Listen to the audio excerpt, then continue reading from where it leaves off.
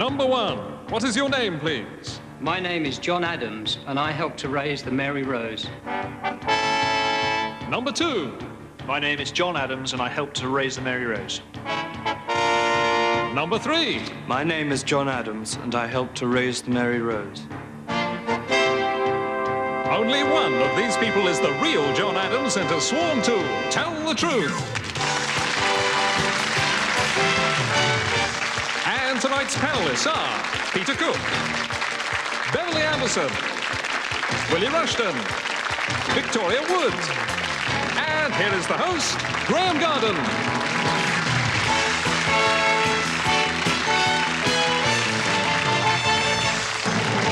Hello and welcome to Tell the Truth, and a warm welcome to our panel who are about to tackle their first challenge. 3 gentlemen who claim to be John Adams, who helped to raise the Mary Rose. And if you open your envelopes in front of you, you'll find his sworn statement, and it reads as follows. I, John Adams, took up diving as a hobby when I was at school. In 1977, I joined the Mary Rose project as a volunteer for just £4 a day expenses. I was so caught up in the excitement of raising the Tudor warship that I stayed on and in 1980 became co-deputy director of archaeology. We dived for more than 4 years to recover all the objects inside the ship's hull, making a careful record of exactly where they were on board so that they could be replaced later. Only when they had all been removed and stowed ashore could the empty hull be raised. My work on the Mary Rose is now finished, and I leave soon for Bermuda to investigate the wreck of a ship that sank in 1609. Signed, John Adams.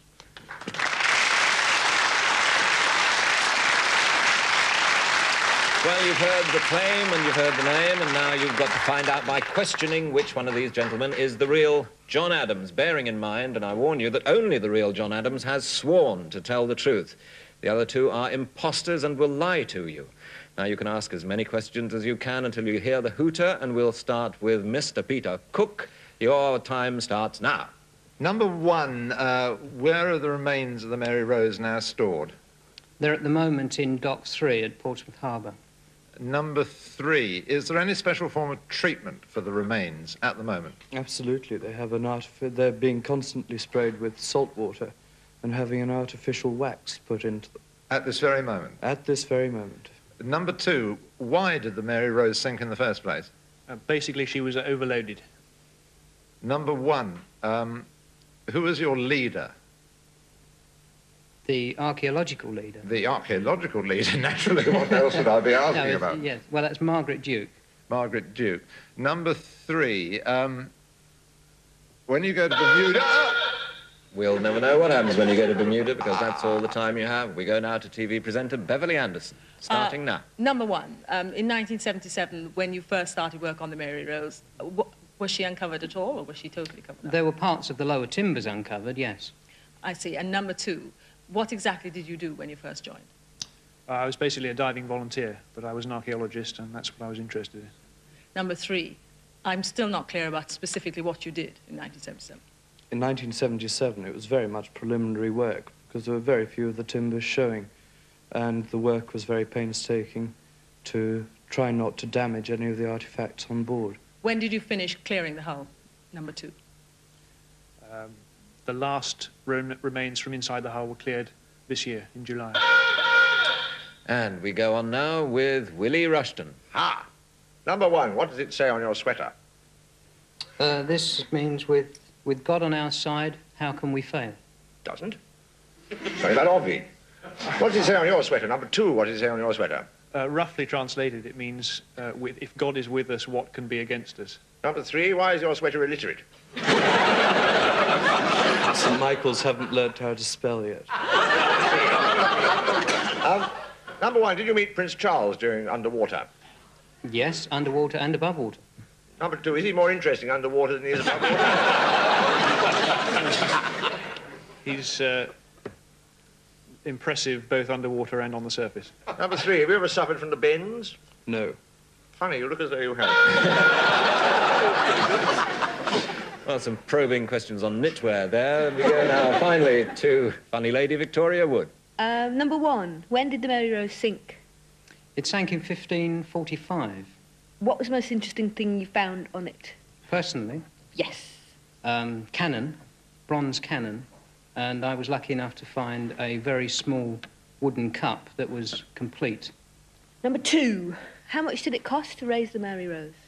In all, 4 million. Do you think it's worth spending 4 million on bringing a bit of old wood out of the water? Very much so, because the money hasn't actually gone anywhere. It'll be returned in kind. How? That's a very complicated question, but in effect, Come on, the snappy taxman will answers. get his money back eventually. Oh, right. Number 3, what timber is the Mary Rose made of? Oak. All over. It is all over. And now we go to the votes. And that's individually, please, with no conferring. Once you've written your vote, it stays on the card. And while they're marking the cards, perhaps you at home would like another look at our challengers and decide, is the real John Adams, the friend of the Mary Rose, number 1, number 2, or is it number 3? The cards have been marked, and so we'll start hearing about the votes from Peter Cook. Who do you go for? Well, I got on my sheet of paper here that the ship sank in 1609. Number 1 says it sank some other time, so I... Oh, that was the ship in Bermuda that sank Oh, I in know that, 1609. but it still very much discombobulated me. And number... Who have I voted for? Let's just check that, because I'm eliminating. I don't believe number 1, in any case.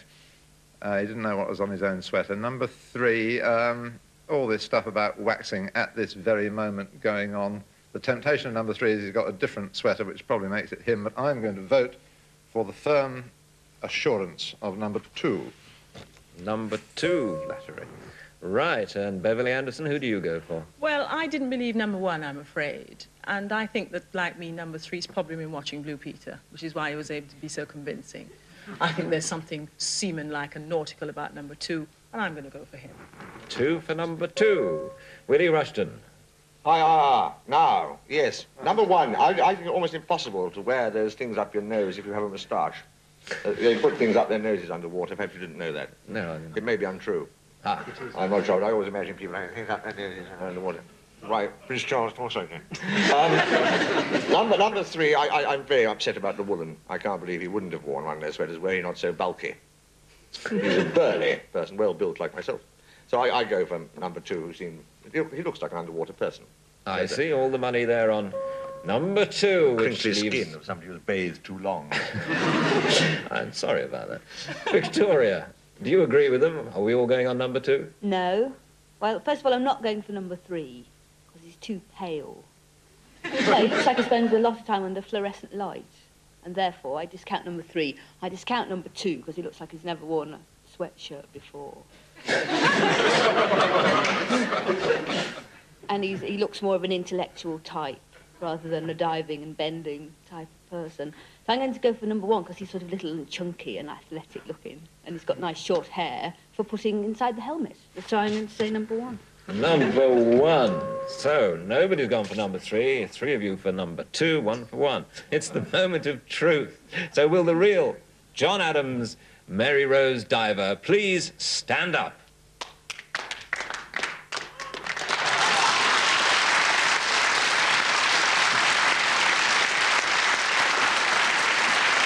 John, you very nearly didn't fool them at all. And in fact, number 3 didn't. So imposter number 3, will you tell us your real name and what you do? My name is Julian Morrison Bell, and I'm a photographer. Oh, good. A good guess there from Victoria about the fluorescent lights, I suppose. And imposter number 1, you got 1 vote. What's your name and what do you do? My name is Steve Mitchell, and I'm an airline sales manager. John, in all the years you worked on the project, you must have had fairly hairy moments. What was the worst of those? I think the worst moment was not an underwater moment. It was the 4 days, if you can call that a moment, that the ship was coming through the surface. It was a very traumatic process. And what were conditions like when you were working down below on the wreck? Very variable. I mean, sometimes it would be good enough to see 6 or 7 meters, but quite often it would be black. Nothing at all. So how did you work? I feel. I mean, it came up in the questioning that Prince Charles, we know, had a very active interest and in fact went on at least 1 dive, as far as I know, to have a look at the wreck. Yes, he dived, I think, every year twice. I saw a cannon, and there were 2 cannons. One was lying on its side. Another one was lying, you could see it, the back end of it, through its gun port, which was rather fun, and part of its trolley that it lies on. And there was a longbow lying beside one of the cannon, and a thigh bone, I think, sticking out of the mud. Rather gloomy. It's obviously the poor man who owned the longbow, I think. And your next project is in Bermuda. What kind of a ship are you going for there? That is a ship that sunk in 1609, and it was carrying colonists to Jamestown in Virginia. And it sunk off Bermuda and is the basis of Shakespeare's Tempest. Oh, well, the very best of luck in bringing that to the surface. Thank you very much, John, and thank you. The two imposters will be meeting later on in one-to-one on Tell the Truth.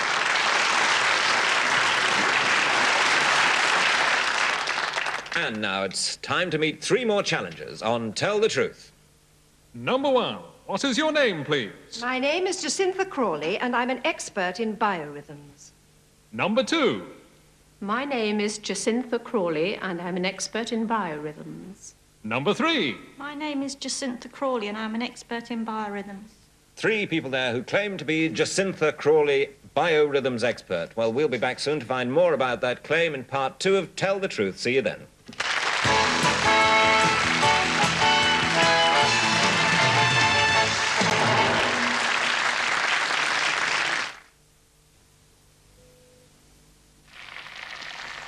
Walls, sausages and bacon are so famous.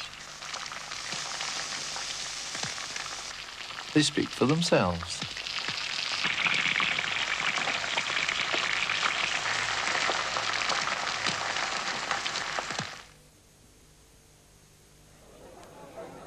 Here, mind yourself, son. It's the crows. Someone's moving into our manor, Wedgie. Out of order, Wally. Building houses and things, Wedgie. Cheeky boys, Wally. Then selling them straight away, Wedgie. A nice little earner, Wally. Pity Arthur told us not to invest in London Docklands. Where is Arthur, Wally? Nobody knows, Wedgie. You'll be sorry if you miss out on London Docklands. The standard for eating out. The standard for politics. The standard for theatre. The standard for cookery. The standard for film reviews. The standard for news reporting. The standard for humour. The standard for travel. That's the best type of readers know. Only the best type of writers reach the standard.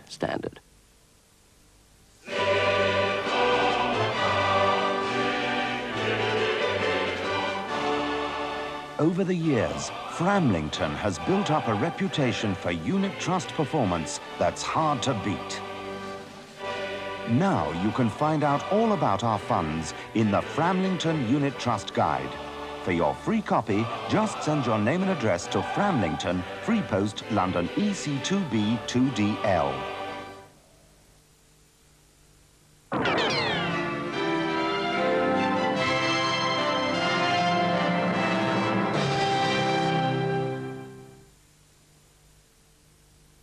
I was chatting to some Californians recently about Paul Masson's California carafe. Paul Masson, they informed me, has been laying fine wines on people since 1852. Try a carafe, they suggested. See how it grabs you, ma'am. Though somewhat wary of being grabbed by a bottle of wine, I decided to give it a whirl. And I must say, they're really jolly good. Paul Masson's California carafes, they're really jolly good.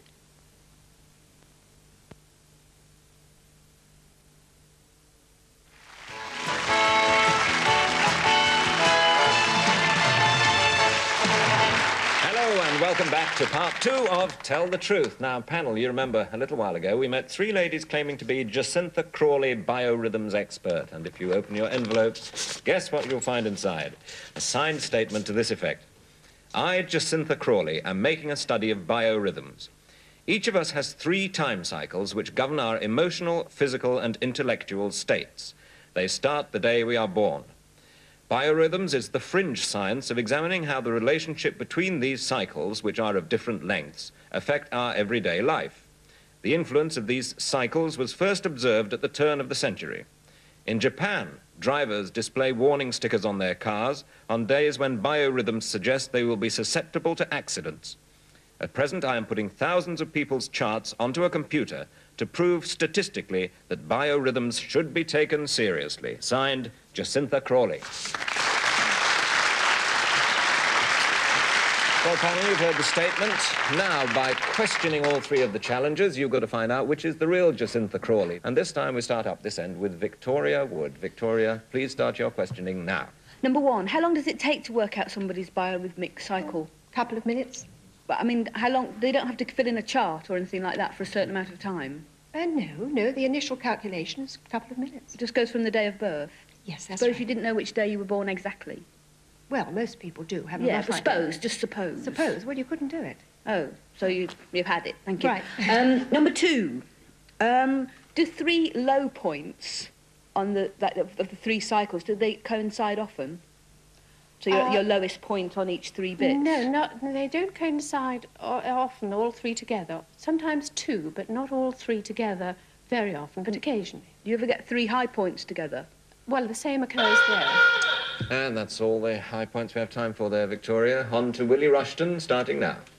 Number 1, if you wake up in the morning and you check your rhythms and you discover you're going to have an emotional rotten time, when does it stop being an emotionally rotten time? When does it stop? Or when you've had an Alka-Seltzer? Number 2, when does it stop? And when does it turn over the next time you look at your rhythms and tell you how you are? Well, it's very difficult to say, actually. It's a rather complicated... Number 3, when does it actually tail off, this biorhythm? The next day. It's just 24-hour cycle of emotional hoo-jars and whatnots. No, it isn't. Well, I just thought you might argue. That was all. I think we'll ask the real expert later on when we Looking find for a out who fight. it is. Oh. Beverly, you've got your time starting now. Number 2, can I do anything to influence my biorhythms? I mean, can I get to bed late or wake up early or do anything special? No, all you can do is, being aware of them, you can take precautions. What sort of precautions, number 3? Well, if you know you've got a bad day coming up, you can try and relax. I mean, consciously try and relax. Number 1, do you think this is something we ought to get on the National Health Service? Yes, why not? I see.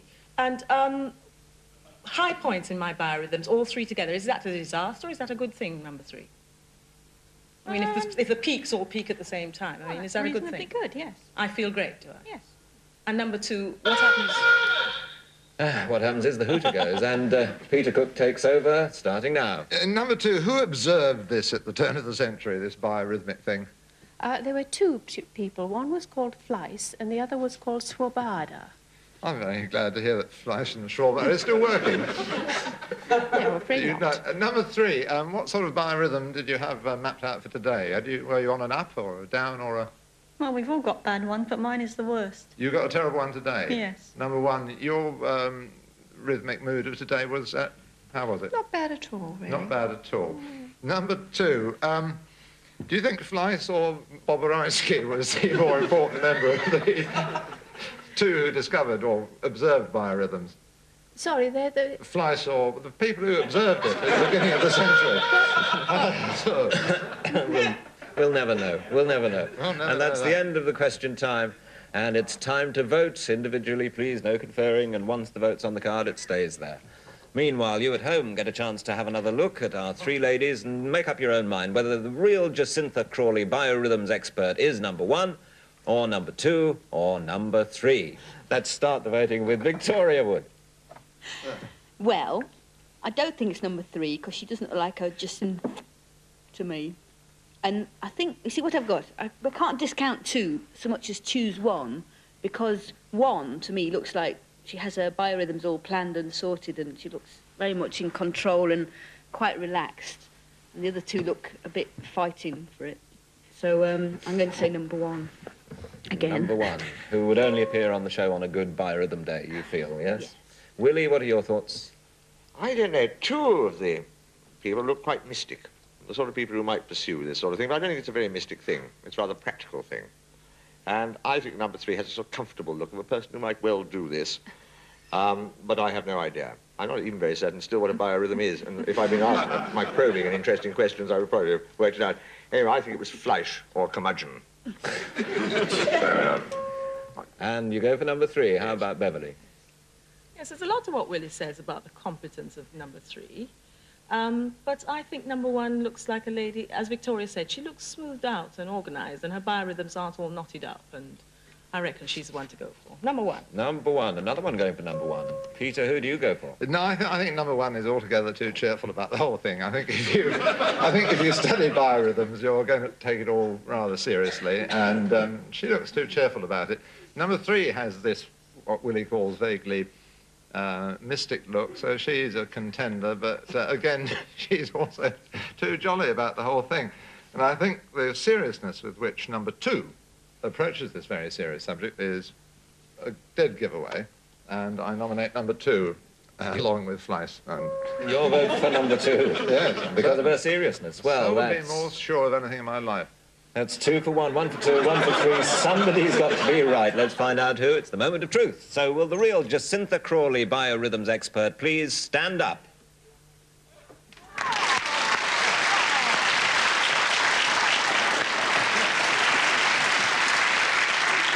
Well spotted, Willie. And the imposters there. The imposters there doing very well indeed. Imposter number 2, you got 1 vote. Will you tell us who you really are and what you do? My name's Vera Selby, and I train teachers. And imposter number 1, extremely impressive with 2 votes there. Who are you? Well, I'm Eugenie Maxwell. I'm a director of a company that prints and manufactures bags for tea and coffee.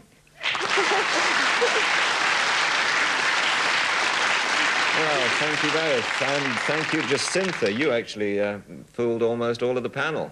Now, I believe that you have got a biorhythm chart along for somebody that's here today. I wonder who it could possibly be. Yes, well, actually, it's you, and I'll explain biorhythms briefly. There's a high and a low, and they're divided by a caution line, which runs across the middle. And it was the observation of cycles crossing these caution days, which was how the study of biorhythms began. And now, going back to Graham's for April, he's got a very well-balanced month. It's a good month, is it? Yes, but there's just 2 days to watch out for, the 29th and the 18th.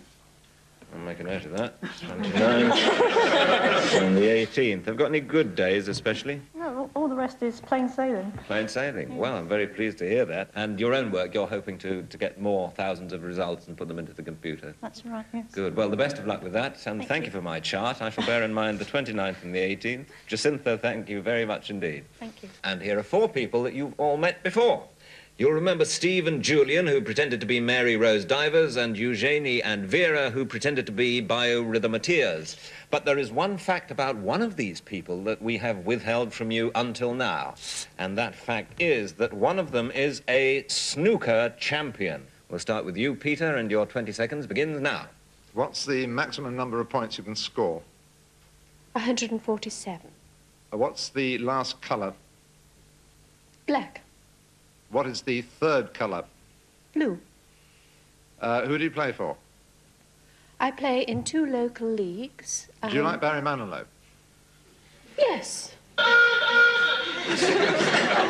There's one off the wall from Peter. Peter, does that help you to say yes or no in any way? Yeah, I don't believe it.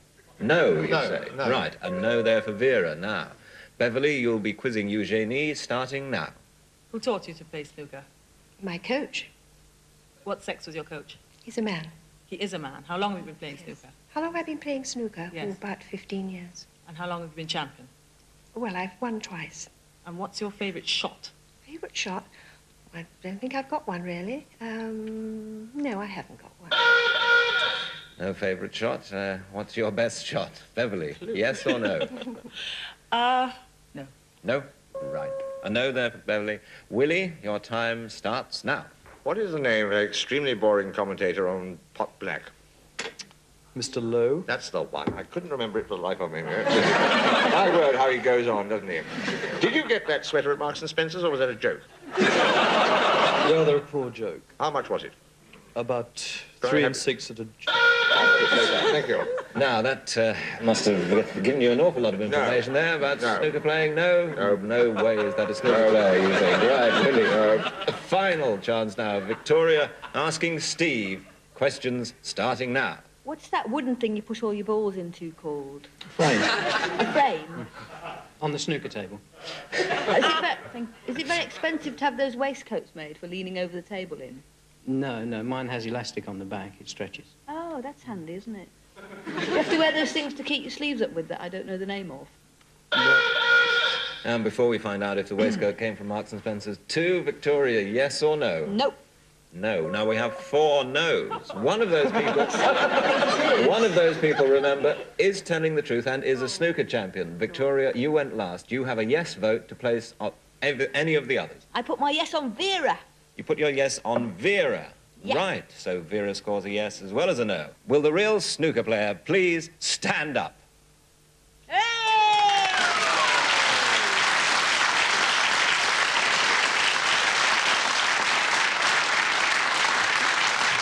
At the very last minute, Victoria saves the day with her final vote and spots that Vera is indeed a snooker champion. What is your title? I'm women's world champion. Where do you practice? Do you have a club you practice or at home? Yes, Gateshead British Railways Club and the Excelsior Club at Ashington in Northumberland. And have you got your own table at home? Yes, in the garage, yes. In the garage? Yes. Well, they used to say that a good snooker player was a sign of a misspent youth. This time it's obviously a misused garage. Vera, thanks very much for coming along. Thanks all the challengers tonight. And thank you, too, to the panel who have done quite well. Thank you very much. Peter Cook, Beverly Anderson, Willie Rushton, and Victoria Wood. And thank you all for watching. That's all for tonight. We'll be back soon with some more people who may or may not tell the truth. See you then. Bye-bye.